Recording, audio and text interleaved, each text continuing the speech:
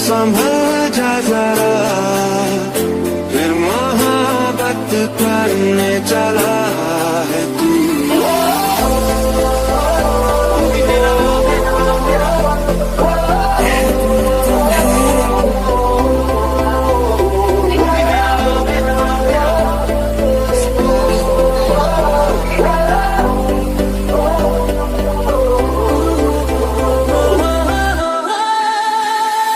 तुझे दिल की लगा है ये, तुझे ढूंढ रहा था मैं, तुझे दिल की लगा है ये, तुझे ढूंढ रहा था मैं। तुझ में है कुछ ऐसी सुहासा, जिसकी खातिर मैं न जगा सा। आ तू मेरे ख्वाब सजा जा रे, माही आजा रे, माही आजा रे। तेरी बाहों में मिली ऐसी राहत सी मुझे, हो गई जाने जहां तेरी आदत से मुझे।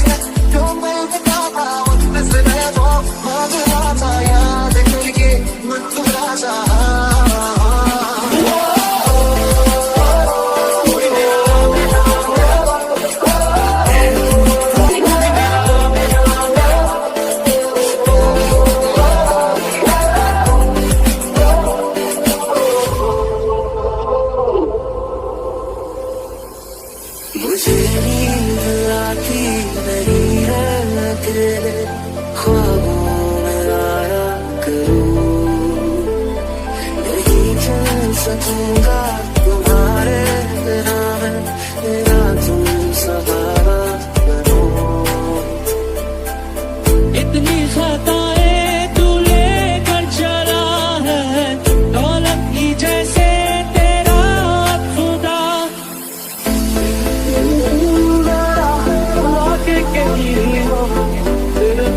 Joy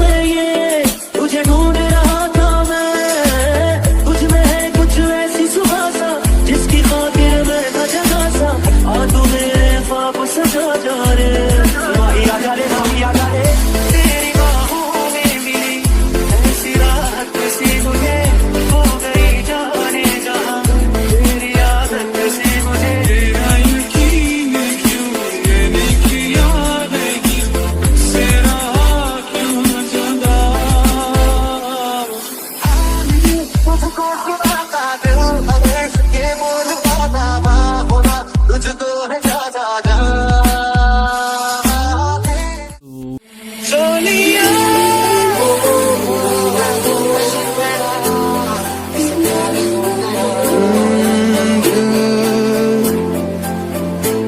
संभल जा जरा, फिर मोहब्बत करने चला है तू।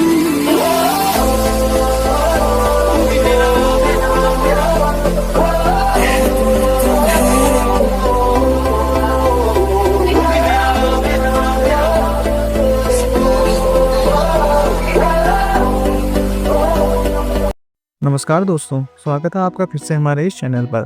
आज हम बात करने वाले हैं एक ऐसे फैंटेसी स्टोरी की जिसमें है रोमांस, मैजिक, ईगो क्लैशेस और वो हर फील जो एक फैंटेसी ड्रामा को एडिक्टिव बनाती है। यह कहानी है ली सोंग एर की, जो एक दिन अचानक अपने ही पढ़े हुई नोवेल की दुनिया में पहुंच जाती है और फिर उसकी मुलाकात होती है डार्क लॉर्ड से, जो उसे बर्बाद भी कर सकता है और बचा भी सकता है।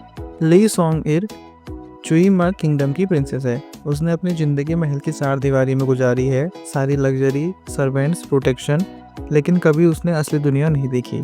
उसकी दुनिया में सिर्फ दो चीज़ें थी, राजनीति से दूर रहना और रोमांटिक फैंटेसी नॉवेल्स पढ़ना।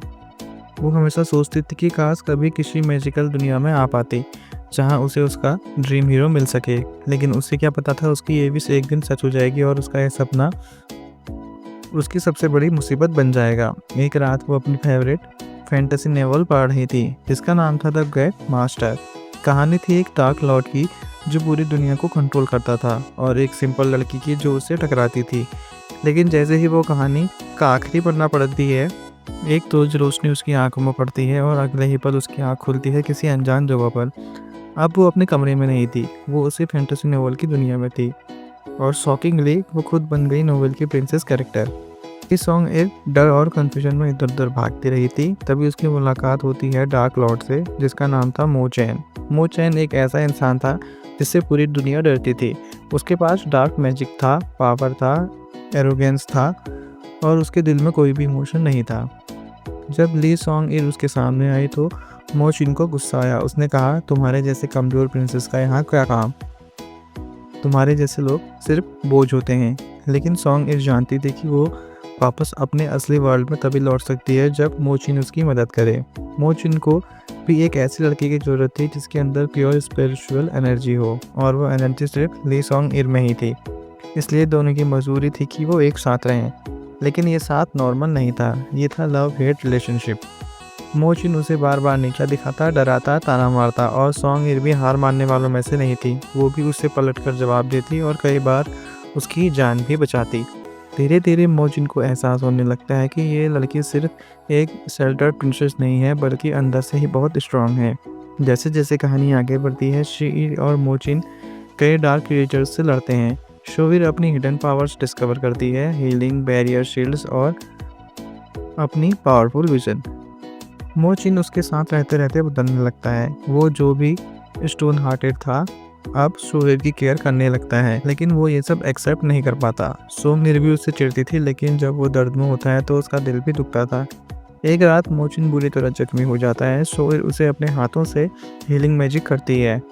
मो चैन की आंखों में पहली बार आंसू निकलते हैं। वो जो किसी पर भी भरोसा नहीं करता था, आज उसके दिल में किसी के लिए डर था और खोने का डर।